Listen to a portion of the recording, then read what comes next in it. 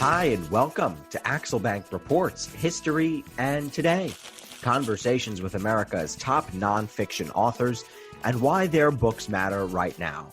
I'm Evan Axelbank, and today we're going to speak with Edward Renehan, the author of Deliberate Evil, Nathaniel Hawthorne, Daniel Webster, and the 1830 Murder of a Salem Slave Trader. He's written 7 books under his own name and has ghostwritten dozens more. Thanks so much for being here, Mr. Renehan. Oh, thank you for having me. Before we start our interview, I want to invite listeners to our Patreon page to ask for your support in keeping the show going. Go to patreon.com/AxelbankHistory. We will donate part of your contributions to a charity that promotes children's literacy. To this day, when you walk through Salem, Massachusetts, you aren't sure you're still in the present. The shapes of the houses, the people in period dress, the knowledge that every high school kid studies the Salem witch trials. Other than the prices, you feel the weight of history as you take your walking tour. Edward Renehan argues that for all we know about Salem, we've been deprived of a riveting story that happened there for almost 2 centuries now. Joseph White was a wealthy slave trader who was killed by other well-to-do folks. At least that's how it seems. The intrigue captured the attention of those alive back then, but at least until Ed's book, it did not capture the attention of those alive today. So, Edward, why was this buried for so long, and was it done purposely or not? It absolutely was done purposely. The families involved were among the richest in the country at the time. Very powerful Eastern Seaboard ship owners with great connections even then, and even better connections down through the years leading to the present day. The Joseph White himself left a very, very large fortune that has persisted to this day, and has many influential descendants. The 2 primary actors in the murder, Dick Crowninshield and his brother George Crowninshield, came from one of Salem's very richest, most well-connected families. They had an uncle who at the time of the murder was the Secretary of the Navy. Another uncle, George Crowninshield Sr., had built and sailed around the world in America's first great pleasure yacht, a magnificent vessel that became world famous, called Cleopatra's Barge. And when the family was done with it, when the Crowninshield family was done with it, they wound up selling it to be the royal yacht of the Crown family of Hawaii. So that'll give you an idea of how magnificent it was. And down through the years, these families who have been major players in American political and social and economic life through many, many decades, have made a firm practice of keeping this story out of the history books and out of the limelight. One of the descendants of the Crowninshield family in the mid-20th century was this woman, Louise DuPont Crowninshield, who was a scion of both the DuPont family and the Crowninshields, obviously. And she was a major benefactress of the Peabody Essex Museum in Salem.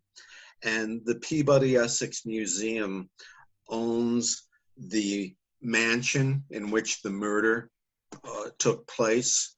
It owns the home of the Crowninshield clan, the home of the murderers. And it owns many artifacts of the murder. And through the years, Louise Crowninshield made sure that the interpreters at the murder mansion didn't mention the murder at all, that it was just presented as the typical wealthy ship merchant's home, and no mention of the intrigue of 1830. And similarly, suppressed material. The Stephen White, the nephew of the murdered victim, Joseph White, who was very sensitive about the fact that the source of the family wealth came mostly from the slave trade, as conducted by Joseph White.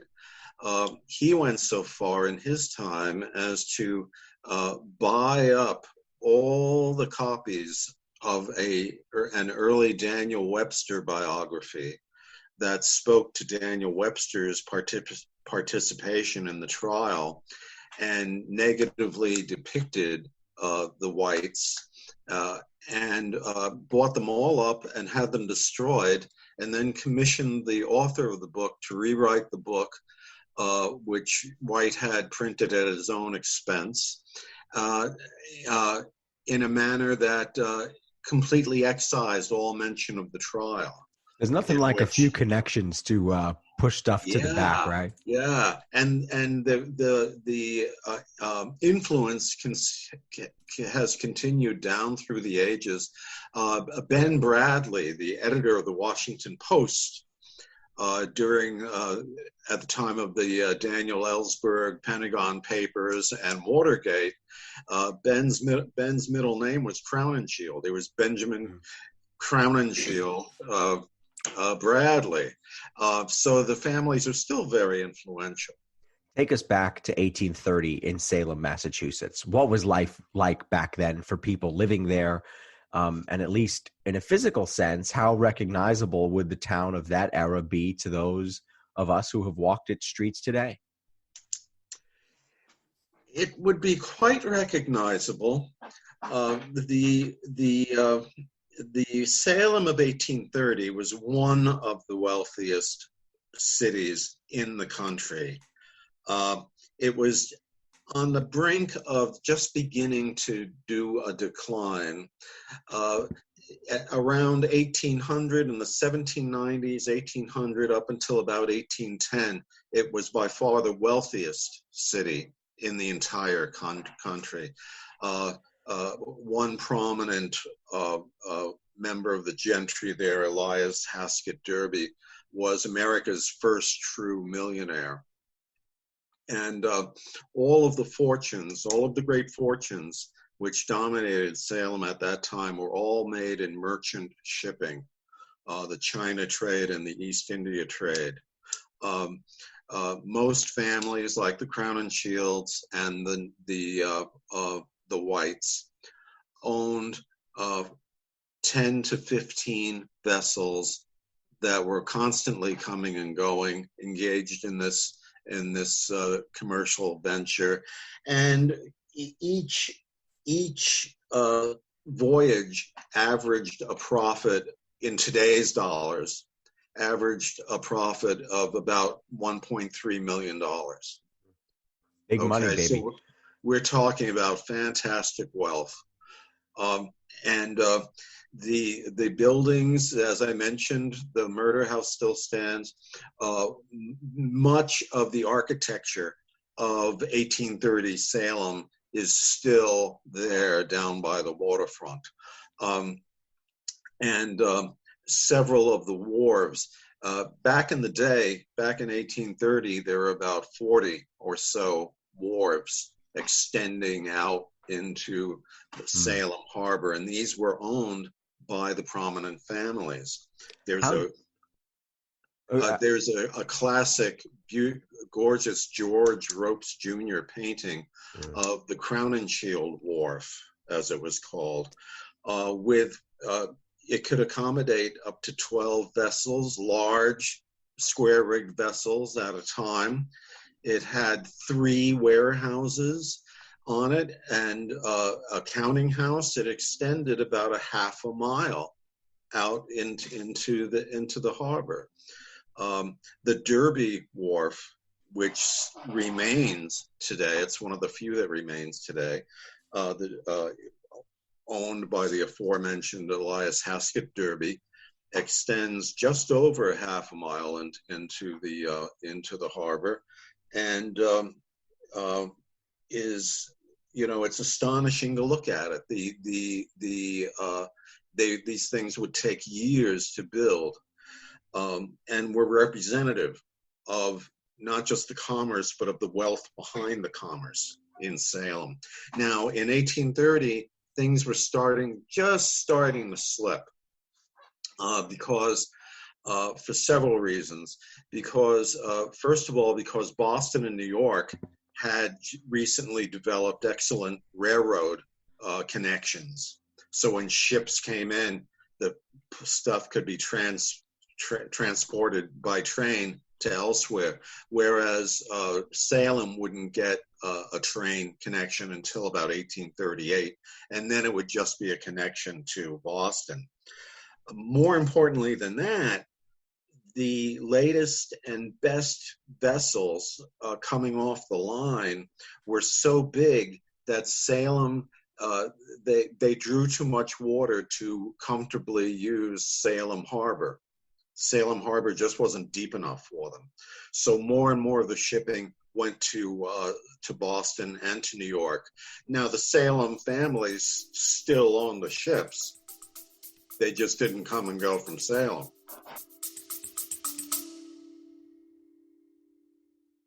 Baking from our childhoods just sticks in the memory, doesn't it? We never set off on holiday without piles of Tupperware, and there'd always be Bakewell slice, flapjacks, and tray-baked scones in the boot. Do you not do that, Lisa? Yeah, no. Sadly, I do not stack the Tupperware in the back of the car when we go off on holiday. Oh. Welcome to Small Ways to Live Well, a new podcast from the Simple Things magazine. Season 2 is a pick-me-up tonic that helps us make the shift from winter to spring. A 6-week suggestion box full of things to note, notice and enjoy about the season. Search for Small Ways to Live Well on your podcast app.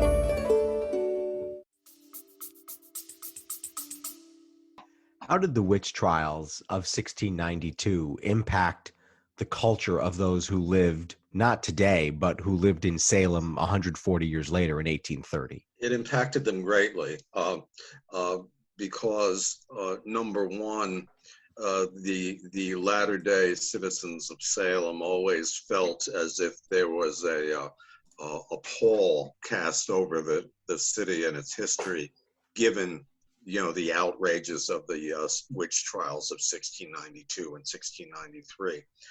Also, many of those old families, their ancestors had been involved in the witch scare.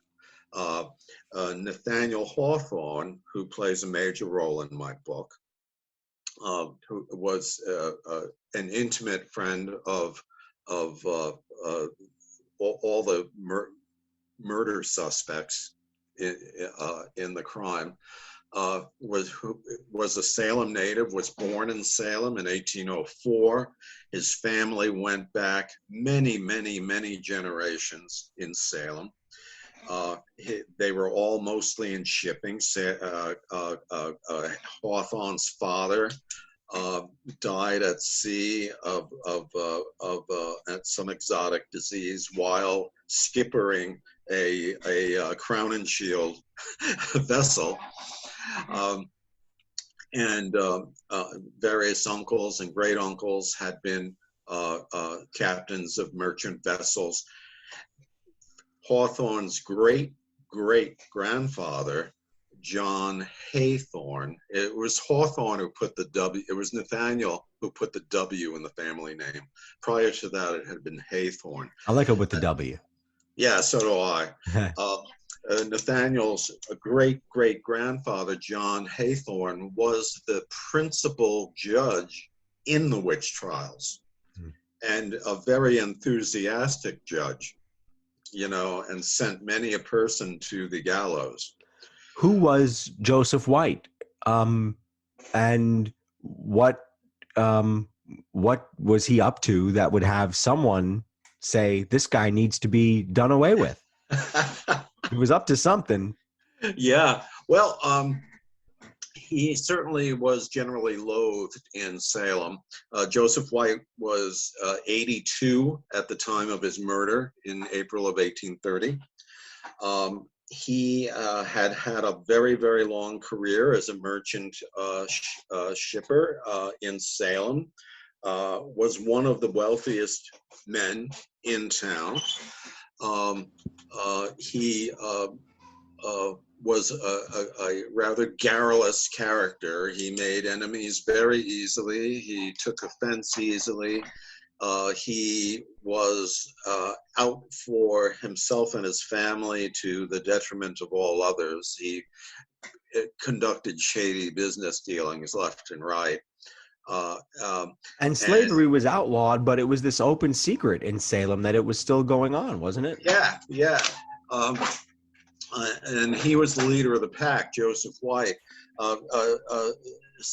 Massachusetts had outlawed slavery in 1783, and the United States federal government had outlawed the importation of slaves in 1808. But what Joseph White and a number of other Salem families were doing, and this is part of the reason why they wanted to cover up this activity through the years and this trial related to that activity. What they were doing was loading ships with all sorts of worthless trinkets and metallurgy and stuff, and sending them over to the Ivory Coast and exchanging these baubles for human beings. And then they would take the human beings from the Ivory Coast over to the Caribbean, where it wasn't illegal to import slaves, and sell them into the Caribbean and South America. Then load up with South American goods that were desirable in the United States and come on back to Salem. And this was a key part of the profitability for many, many, many years, after there was supposedly no slave trade involving American shipping.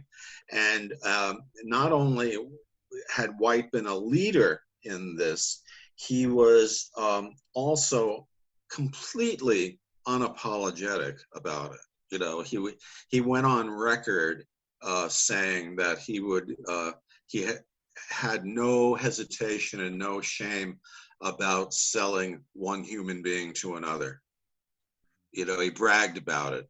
He was just a generally, kind of loathsome guy. I'm starting not to like this guy the more I hear about it. Not many people were sad that he got murdered. And in fact, it made the early investigation of the murder very problematical, because the first thing you think of, well, who might have done this? Who disliked this guy enough to kill him? And it was a pretty long list. So a lot of suspects. Put us in that bedroom. Put us in the bedroom.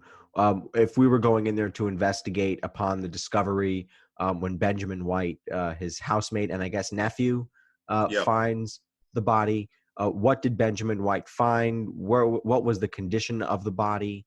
And what are the basics of what it appears happened? Yes. Benjamin, who was actually a distant cousin and was sort of the handyman about the house, noticed early, he was the first one up every morning, tending to, the various chores of a household at that time. And he noticed that a downstairs window was ajar, and became concerned that there had been some sort of burglary, theft. He looked around, he didn't see anything missing, but went upstairs to awaken Joseph White and alert him to, the fact that there may have been a home invasion. And he found White dead in his bed with a severe wound to his head, as if he'd been clubbed by, something akin to a baseball bat or something, even though they didn't have baseball bats back then. And with some 17 knife wounds to his chest, covered in blood, and clearly dead.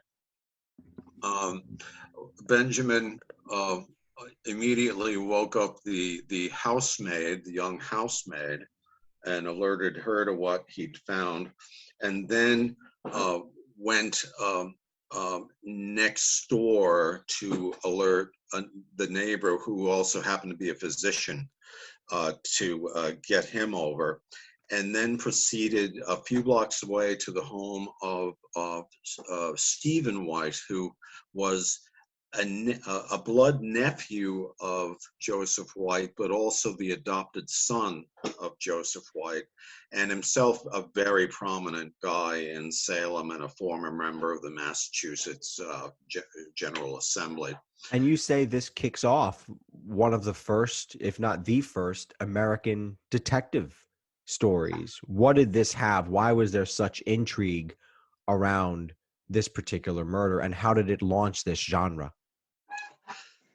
It became so prominent and launched that genre because, murder, happened all the time, then as now.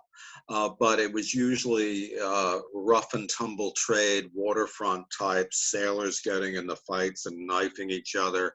It was not a rare occurrence to find a body floating in Salem Harbor after a rowdy night in Salem. But what made this so prominent a crime was, number one, the prominence of the individual. This is as if Andrew Mellon had been found murdered, or maybe Elon Musk. I don't know. This guy was very wealthy, and add to that the complete lack of at first of viable suspects, viable theories as to, because one aspect of the crime was that, yes, Joseph White was laying there murdered. Nothing had been stolen that anyone could detect in the household. There were gold doubloons on the table in White's bedroom that had been left there. So why would you do this if you weren't going to at least take help yourself to the gold? Exactly. The only thing that seemed to have been taken was there had been a chest, a locker under White's bed, in which he had jewelry and other valuables, but also a sworn copy of his last will and testament. For some reason, the last will and testament had been taken, but none of the other valuables. The initial investigation of the body seemed, I was a little surprised reading through it. It seemed to be relatively thorough for such a primitive time. The 1830s are not exactly the high point of medicine in this country or in the world. Yep. So it was interesting to read how they investigated the body. But once we got beyond that, Salem does not exactly have a CSI-like operation, at least back in the 1830s. No, yeah, nor did any other town, really. Right, exactly. Right. There was no CSI. Yeah, they had a couple of constables who were in charge of making sure doors were locked at night and maybe getting a drunk, off the street. That was about it. So what happened was Stephen White, the nephew and adopted son, formed what he called a committee of vigilance, led by leading citizens of Salem, which almost became sort of a de facto ad hoc grand jury, if you will, self-appointed, to investigate what had happened, and to probe around the edges of this story and try to figure out what was going on. And bear in mind, at first, everyone was suspect. Hell, Stephen White, as the principal beneficiary of Joseph White's will, was under suspicion himself for a bit, you know. We just did an episode with the great J.D. Dickey about violence in the 1830s in America and how the abolitionist movement was basically countered by violence at every turn. You're writing about the same decade. How did what's happening in your story in 1830 Salem reflect what was happening across America in the 1830s?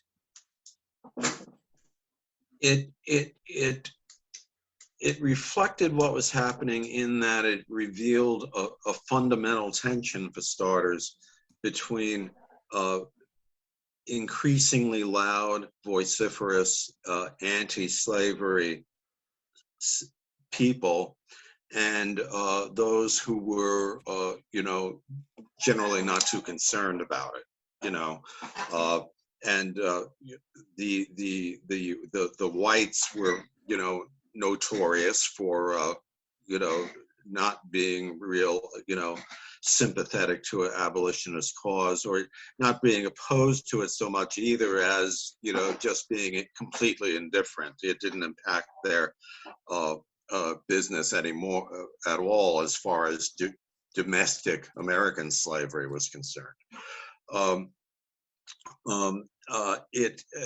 And this investigation, though, brought together strange bedfellows. There were a lot of guys who Stephen White made sure to get onto the Committee of Vigilance, with whom he had very little in common politically, but with whom he had a great deal in common when it came to wishing to maintain order and see that murders of prominent individuals such as themselves didn't go unpunished or uninvestigated. They had that in common.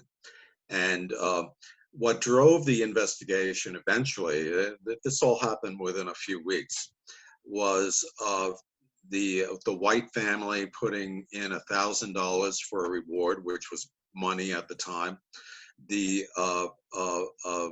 town of Salem putting up $500 for an reward, and other parties pooling funds and adding another $1,000. So there was a $2,500 reward for information leading to the arrest and prosecution of suspects in this matter. So some unsavory characters who knew a bit about what had gone on started coming out of the woodwork. Before we get to the ins and outs of the investigation, I just want to ask, Nathaniel Hawthorne and Daniel Webster are part of your title page and a part of the title itself. Names we know, of course. Nathaniel Hawthorne was a college friend of Franklin Pierce, the future president. He wrote his campaign biography. Nothing like a little propaganda from your college roommate, right? Also a storied, I hope my college roommates don't write any campaign biographies. No, I'm kidding. I'm kidding. They got nothing but good things to say, I'm sure. What was Nathaniel Hawthorne's exposure to Salem's dark side, and how did all this shape his future as a writer?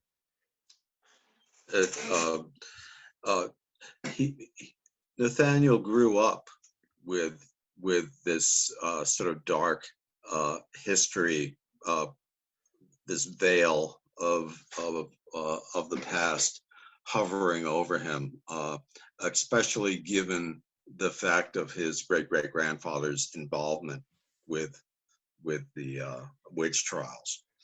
And he always thought very deeply about the Puritan history of Salem, and thought it ironic, very ironic, about how the descendants of these Spartan living Puritans, who thought just about any degree of fun was a sin, how these descendants had come around to the fact that, it was nice to live in a big mansion with servants, and it was okay to make a fortune, and not always through, wonderful practices, and that it was okay that there was a whorehouse down by the waterfront to keep the sailors and occupied while they were in port, and just the sort of high living and edgy entertainments and existences which would have driven the Puritan founders of Salem absolutely nuts. Yeah, we're out of here. How did Daniel Webster get dragged into this? Obviously, a storied American life.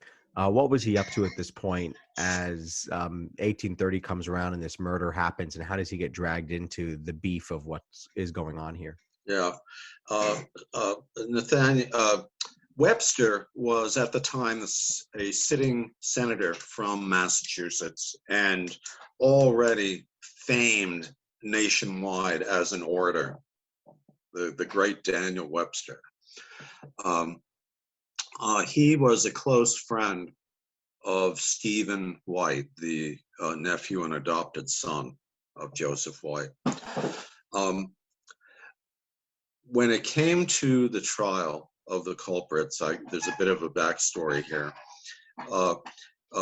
Richard and George Crowninshield were of the Crowninshield clan that I alluded to earlier, with these two sort of nefarious scions, were brought up on charges, with Richard being charged as the principal in the crime, the fellow who actually went into the house and murdered with his own hands Joseph White. And two other fellows, Joe and Frank Knapp, two other brothers, were charged with inciting this and soliciting and financing this crime by the Crowninshields. At the time, in Massachusetts law, if the principal of a crime wasn't convicted, then no accessory to the crime could be charged. That's the way the law was structured. Richard Crowninshield had been charged as the principal, and there was significant evidence against him, and he knew that he was going to be convicted, and that once convicted, he would be hung.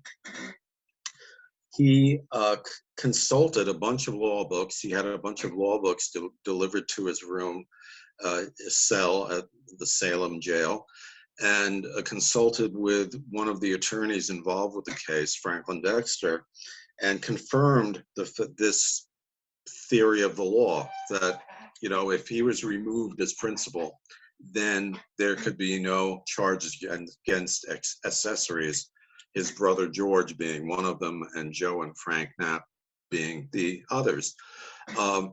And so Richard hung himself in his cell, just took himself out, thinking that this would end it for the other guys. Since he was going to die anyway, he just took himself out and thought this would be the solution for the other fellows.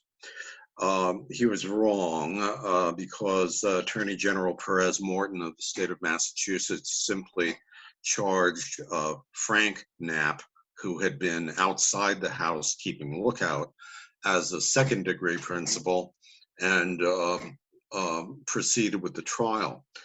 It was going to be a very slippery piece of rhetoric in court to get a jury to interpret the law of the state of Massachusetts regarding principal and accessories in favor of the charge, since Frank had previously been charged as an accessory. Stephen White had absolutely no faith in Perez Morton's ability to argue this in court. He had complete faith in Daniel Webster's ability to argue anything. So on his own dime, he paid Webster, who, for all his fame and all his eloquence, was always broke, paid Webster $1,000 to lead the prosecution. And that's how Webster came into the picture. What was it like to be in Salem during this case? Daniel Webster himself has shown up. There is intrigue about who did this and why. There are all these, things that we're so familiar with seeing in today's day and age. I mean, I'm a journalist and I've covered all kinds of big cases where it feels like the whole weight of the world, all the attention of the world is on a particular town, and oftentimes it's a small town. What was it like to be in Salem as all of this attention and all these people came to find out what was going to happen in this trial? We're all always talking about the trial of the century, aren't we? Right. Whether it's the Lindbergh baby or O.J. Simpson or what have you. But in 1830, this was the trial of the century. You had these famous, incredibly wealthy families involved. You had this notorious murder of a very, very prominent individual. You had this rock star of a prosecuting attorney, Daniel Webster, coming to court. It was quite the scene. The press came from all over to cover it. There were lines to get into the courtroom, and when the people who couldn't get into the courtroom were climbing ladders to peer into the window of the court. Everyone wanted to hear the oratory of the magnificent Webster, and everyone wanted to follow the pace of this trial. The publicity was truly something. James Gordon Bennett, later to be a very, very famous editor and newspaper publisher, as a young reporter was sent from New York to cover it. And he said the crowds outside the courthouse just seemed to be coming in waves. So it disrupted the whole town, while at the same time was something of a financial boon for the town, for the merchants and shopkeepers, and especially the saloon keepers. Whenever I wind up somewhere like this, I'm always buying stuff at the local stores and the subway and the hotels and the whole thing. Right. I don't know how much you want to say about. I don't want to ruin your book here and the findings of the trial. But there are lots of twists and turns in the case, which we've gone over a little bit of. But Daniel Webster gives an iconic closing statement. So maybe focus on that, and then feel free to say who did it or not. I don't want to ruin your book. So you go as far. We want people to buy the book, right? So we'll go as far as it takes people before they get so curious they have to pick up a copy. Sounds good. Yes. Daniel Webster's summation in this trial was really a piece of beautiful work. Daniel Webster argued that although Dick Crowninshield had never been formally convicted in a court as the principal in the murder of Joseph White, he had convicted himself by his suicide. He said that suicide itself is a confession, and that he had thus been convicted in the minds of man and in the sight of God, and therefore the trial of accessories as principals was appropriate, and punishment to the full hilt of the law. This was reinforced by the fact that it turned out that Joe and Frank Knapp had incited the crime. Richard Crowninshield had no thought of murdering Joseph White until Frank and Joe Crowninshield offer him $1,000 to do it. So they were, quite guilty themselves, and Daniel Webster's rhetoric, although it at first resulted in a hung jury in the first trial of Frank Knapp. He was the first one to go on trial because he had stood guard outside the house while Dick Crowninshield was upstairs murdering White. The first trial ended in a hung jury, but there was immediately a second trial, and Webster won the day in that case, a unanimous verdict and a sentence of death by hanging for Frank. Webster was equally eloquent in charging and prosecuting and getting a conviction on Joe Knapp. How did this case impact the future of writing in this country? So many people were inspired by it, I think, including Oliver Wendell Holmes was somebody. So how do we see the echoes of this case in our pop culture today and in the stories that we are interested in today's day and age, almost 190 years later? Many leading critics and experts on Hawthorne see wrinkles of this trial throughout the works of Hawthorne. In the language of such stories as The Minister's Black Veil, you hear echoes of Webster's incantation of he spoke in his summary about the truth of the crime pounding away within Richard Crownshield's heart, and being his only escape being suicide. And you have the minister in the black veil who is covering his own sins, and also in Hawthorne,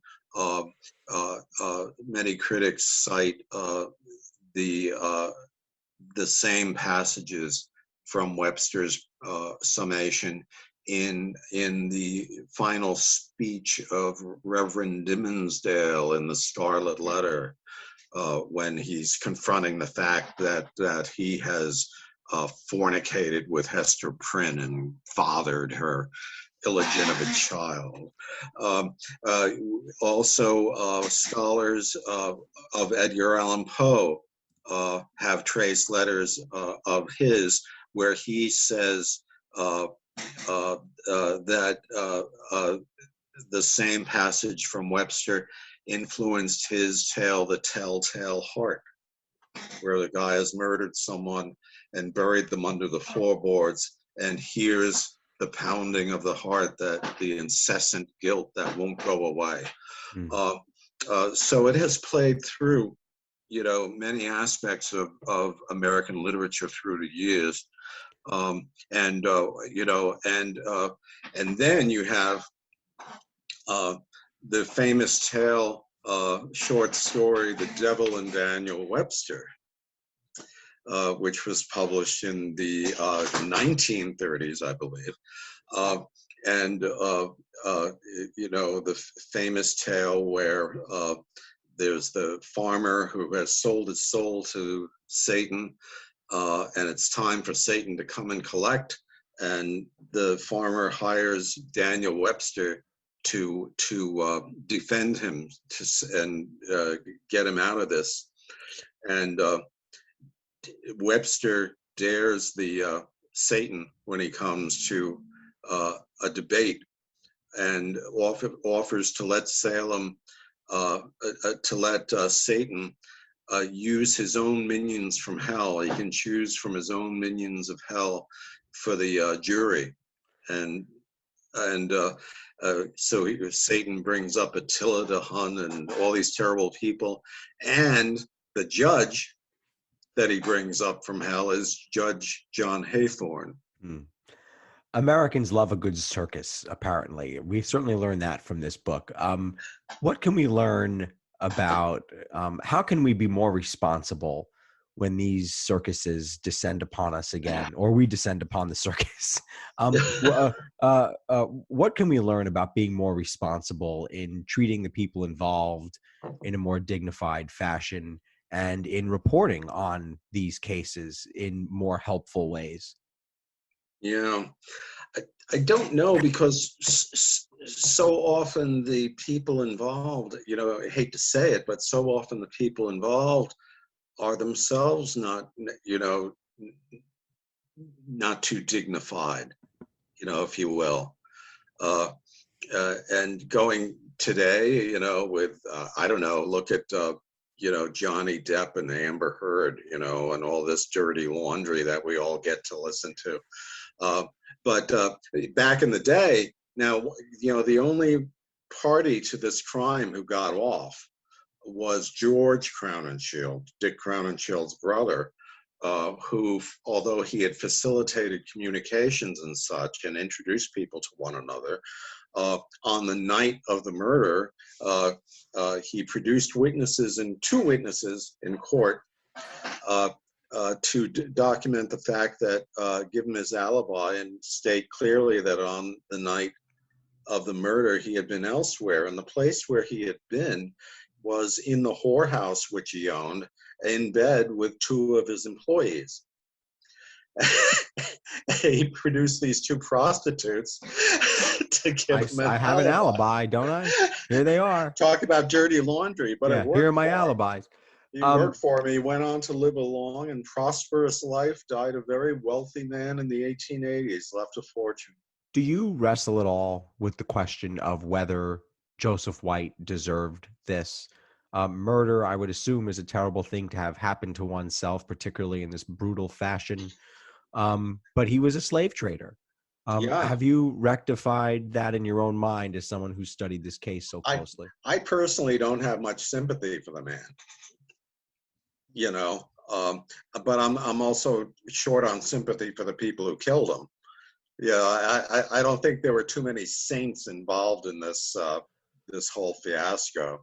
What's it like for you to be a ghostwriter? I've wanted to know this for such a long time.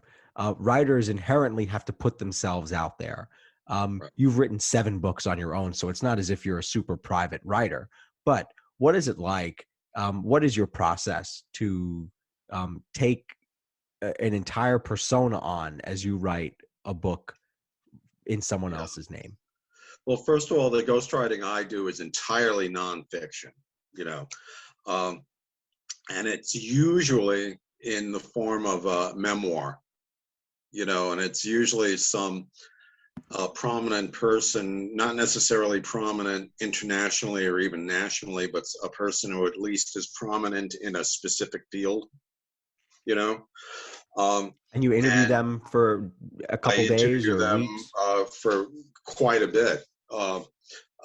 And Zoom is very, very handy. And bounce drafts back and forth. And often it's people, many of my clients would be completely capable of writing it themselves. They're just too damn busy. I love that excuse. I would totally do it, but I'm just too busy. Can you write this for me? I love that excuse. Yeah. I'm going to use that for all kinds of things now. But it's kind of good. I find it liberating because I know my name's not going to be on it. What is next for you? Am I allowed to ask what you're working on next? I don't have a book project for my own name at the moment. I don't have any good ideas, but I have. But nevertheless, I have 4 books that I'm writing. So, oh my gosh, I'm rather busy. Let's wrap things up this way. I want to ask, the next time we're in Salem, Massachusetts, or the next time someone goes there, how should even someone pay homage to the folks involved in this case? Should there be a quick beer with a toast to the people involved, or is this a case where we're we're glad this guy got killed, and we're sorry that there was such suffering on the hands of other people involved, or not. I'd say pay homage by, I wouldn't drink a toast to any of these guys, but you could pay homage by visiting the sites that are still there. Go take a tour of the murder house and visit the jail. The jail is no longer a jail, but it's still there. It's now luxury apartments. That's funny. Did anything better than the jail in 1830? In the 1830s, I bet. Did anything? Bet. Yeah. Did anything good come out of this? Not really. I mean, book sales for you. Oh yeah. But nothing There's else. That, yeah. But it didn't really change the fortunes of any of the families at all. They stayed wealthy. They were going to be wealthy before this. They stayed wealthy after it, and really no major repercussions through the years. It really doesn't echo in the families, but they're all still around. I'm in Rhode Island here. I'm 12 miles from Newport. The harbor, the assistant harbor master in Newport here is the current George Crowninshield. Wow, that's so cool. They're still on the water. Edward Renehan, the author of Deliberate Evil, Nathaniel Hawthorne, Daniel Webster, and the 1830 Murder of a Salem Slave Trader. Thanks so much for being here. Thank you, Evan. Thank you for having me. Check out the book. Check out his website, which is edwardrenehan.com. He's on social media at twitter.com/ed_Renehan. I want to invite listeners to our Patreon page to ask for your support in keeping the show going. Go to patreon.com/AxelBankHistory. We will donate part of your contributions to a charity for children's literacy. And thank you for listening to Axel Bank Reports History and Today, conversations with America's top nonfiction authors and why their books matter right now. Check us out on Facebook, Twitter, and Instagram at Axel Bank History. We update those with clips from the show, guest announcements, and book recommendations. We'll see you next time. Thanks.